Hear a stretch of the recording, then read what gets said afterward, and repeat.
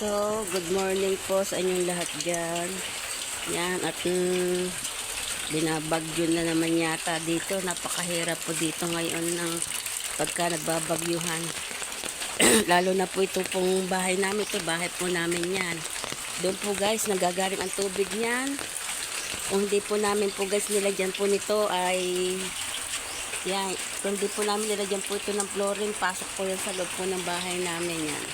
Ito po yung guys po yung loob ng bahay namin yan. Kaya po ito ay tinataasan para po ay hindi po pumasok po ang tubig. Dahil dito po lahat nanggagaling ang tubig papunta po dito. Yan, papunta po dito guys. Yan, at kami nga pala guys ay nag-ipon na rin mga bato-batong are. At pag kami po ay nagkameron po kami ng budget, ay yung pong loob namin ay patatambakan po namin uli na patataasin po guys po yung flooring.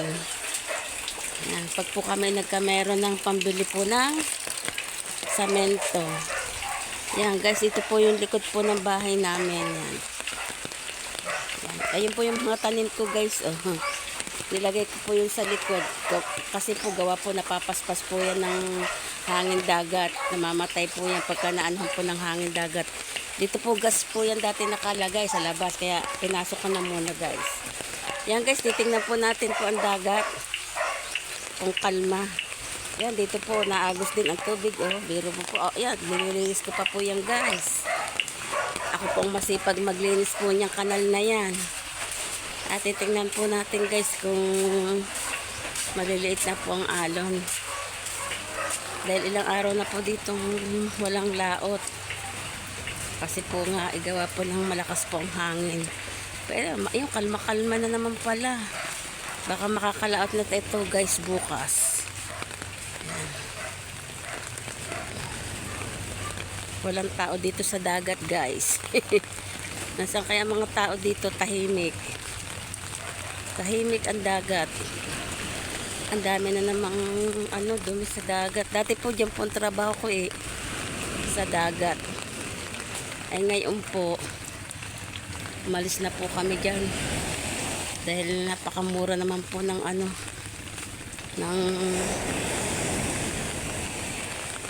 dito kami isa resort dati nagtatrabaho. Umalis na po din po kami. Yan, hirap na hirap po kami din yan. Diyos ko po, tuwing bagyuhan po ganyan po ginagawa po namin guys.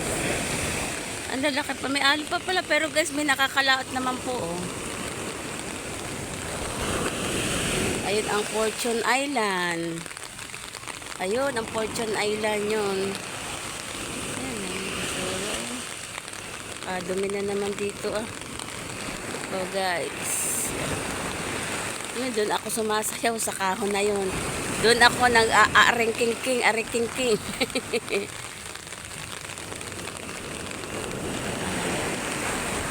Mga namamanti siguro to. Namamanti.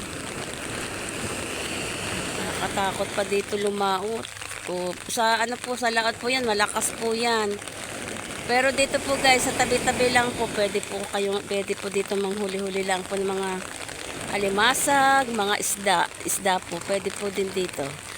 Nagamit po sila guys ng ng lambat. Yung guys, talaga po napakahirap na po dito sa lugar po namin pag ganito pong nagbabagyuhan na. Mahirap ang buhay. Yan guys, ako po ipauwi na guys at ako po ay medyo nalakas-lakas na po ang ulan. Baka po ako magkasakit na naman. Kagagalin ko lang po guys. Uwi na po ako sa amin. Kahirap na po dito ng daan. Hirap na ng daan din Parang tahimik din walang mga tao guys.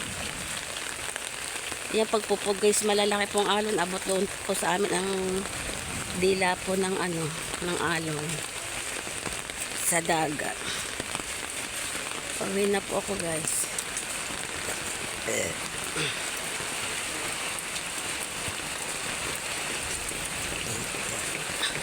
Guys, pero kung hindi po ito sa aming huntuhan yan dito po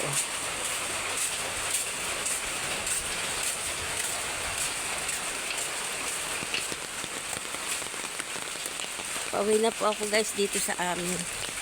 Wala po kasing tao. Tulog pa po yung anak ko.